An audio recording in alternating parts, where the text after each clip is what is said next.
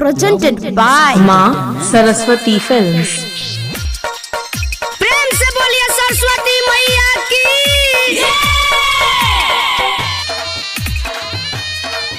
Presented by Virat Music.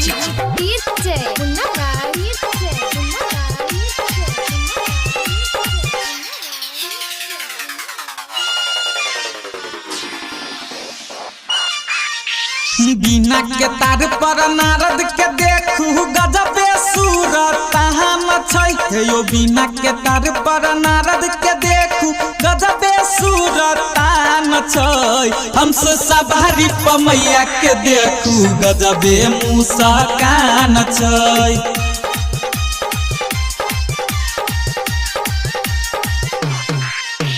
बिना के तार पर नारद के देखू गजबे सूरत हम छै यो। बिना के तार पर नारद के देखू गजबे सूरत हम छै। हमसे सवारी पमैया के देखू गजबे मुस्कान छै।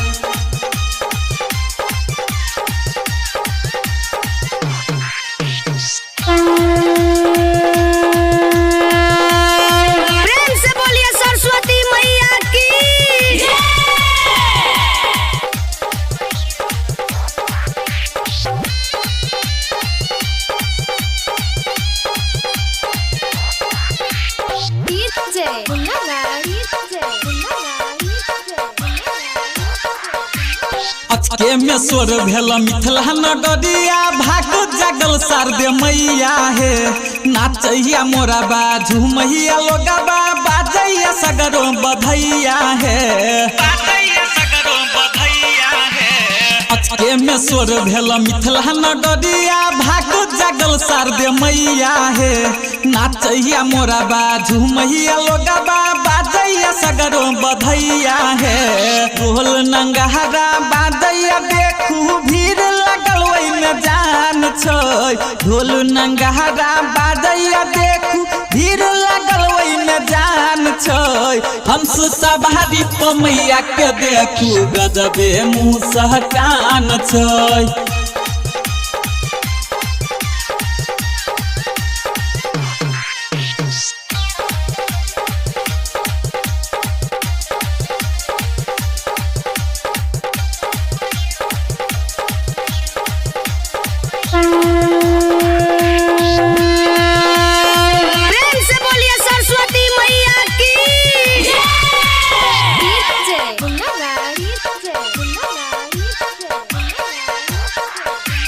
मानव विभोर भेलै सगर होई जोड़ा भेलै कमल आसन विराजल यै।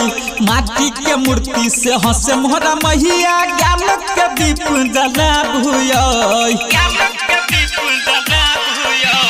मानव विभोर भेलै सगर होई जोड़ा भेलै कमल आसन विराजल यै। माटी के मूर्ति से हंसे मोहरा मैया ज्ञान के दीप जलाबू यै।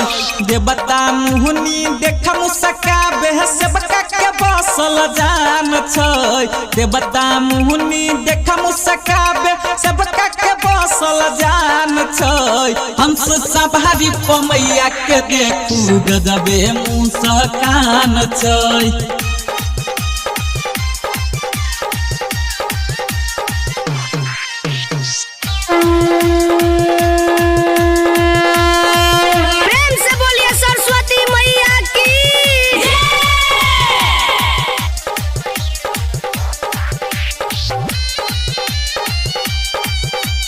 Presented by Virat Music.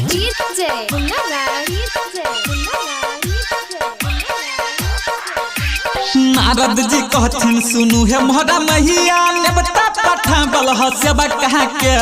Writer Pankaj Rakesh के साथे कष्ट मिटाबू महेशबा के।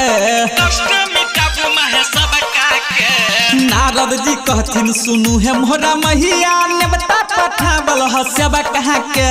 राइटर पंकज राकेश के साथे कष्ट मिटाबू महेशबा के। गायक रंजन राजेश के दिल में है पूजा के बड़ी अरमान छै। गायक रंजन राजेश के दिल में पूजा के बड़ी अरमान छै हंस सवारी पर मैया के देखू गजबे मुस्कान छै हंस सवारी पर मैया के देखू गजबे मुस्कान।